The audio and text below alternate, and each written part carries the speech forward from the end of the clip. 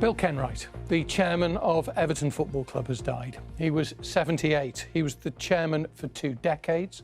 He went from being an actor to the world's most prolific theatre producer, from the West End to the Broadway. Ian Haslam has been at Goodison Park for most of the afternoon.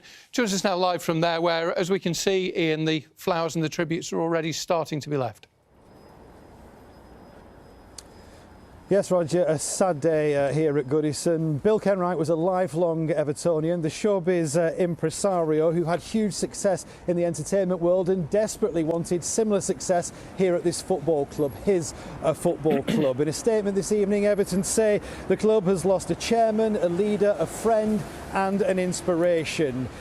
The Kenwright era brought with it many highs. It also brought some lows more recently as he became an increasingly divisive figure among the fan base. But what was never in question was his love for the club. As he once told the Liverpool Echo, Everton to him was like family. He said, "It's not about you, it's about 40,000 yous." Davinia Ramos has been looking back on his life. No one's going to pinch the shop just because we're in here. But there's this man, love. Not many aspiring actors walk away from Coronation Street, but Bill Kenwright had even bigger plans. After a year playing Gordon Clegg on Weatherfield's cobbles, he quit to chase his dream of being a leading theatre producer. From Joseph to Evita, Blood Brothers to West Side Story, he produced some of the world's biggest shows in the West End and on Broadway. Bill Kenwright Limited's now regarded as the most prolific theatre company in the world, and it gave him the platform to become involved with the football club he loved as a boy. Growing up in Liverpool in the post-war years, Bill Kenwright was only 12 when he first trod the boards at the Liverpool Playhouse. But perhaps he yearned for a different stage.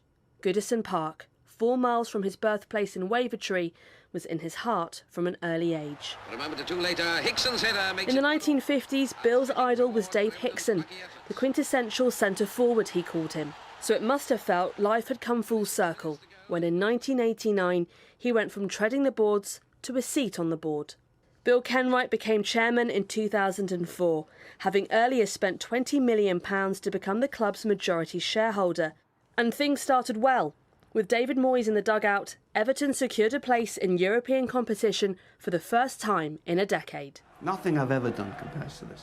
But if I could be one of the people that actually made those Everton fans smile again, the way we've done in the 60s and 70s and 80s, and brought a joy as we go into the millennium, I'll sleep good at night. But a theatre impresario's pockets aren't deep enough to bankroll Premier League football in the 21st century. The era of Arab sheikhs and American billionaires brought unsettling times behind the scenes at Goodison. The need for outside investment saw Kenwright's control diminished, and Everton's move to the new home he championed will happen without him next summer. Tonight, the curtains come down on Everton's longest boardroom run in modern times. Roger mentioned the flowers being left for Mr Kenwright at the start. The Dixie Dean statue is very much a shrine for all Everton fans to leave flowers, but the club themselves have been here to lay a tribute tonight. I'm sure many more will come in the coming days. Joining me now is BBC Sport reporter Julia Bold, who was inside Everton for the BBC podcast series Nothing Will Be the Same. We've known Mr Kenwright had been ill for some time, but news of his death will still, of course, be a shock to everyone at the club, won't it? Absolutely. He put a statement out himself in April saying he wasn't in the best of health, but he was continuing with his job. And a couple of weeks ago, the club did reveal he'd had some surgery and was convalescing at home. But this has come as a big shock today.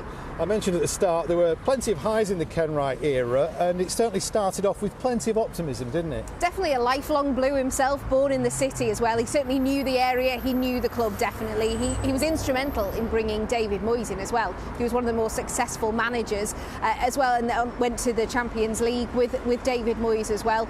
So he certainly did bring that in. He was also a really big ally of the Hillsborough families, and it didn't matter about the rivalry between the two Merseyside clubs. He really supported them. In fact, he famously said, "You picked on the wrong mums." And there is also a tribute here to the 97 Hillsborough victims at Goodison that Bill Kenwright was instrumental in.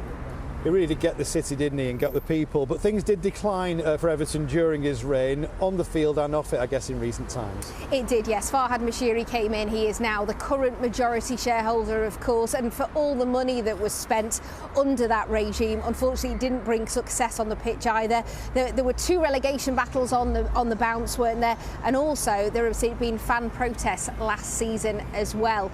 So, yeah, it didn't go according to plan, and from January onwards, the board, including Mr Kenwright, were unable to attend games here at Goodison due to security fears. As a final point, let's talk about some of the tributes that have been coming in tonight. Plenty for Mr Kenwright on social media. Yeah, many of the first team, as you would expect, are on their social media tonight. Also, Tony Bellew, who of course was a big fan of Mr Kenwright, and he allowed him to box here, didn't he, on the pitch as well, says, "The man was the driving force behind me achieving my lifelong dream." Alex Iwobi, former player tonight, says he played a big part in my career and life. I'll be forever grateful. And Dan Meese, who is the architect of the brand new stadium just a short way away on the waterfront at Bramley Moor, says he loved the club deeply and Bramley Moor would never have happened without him, full stop.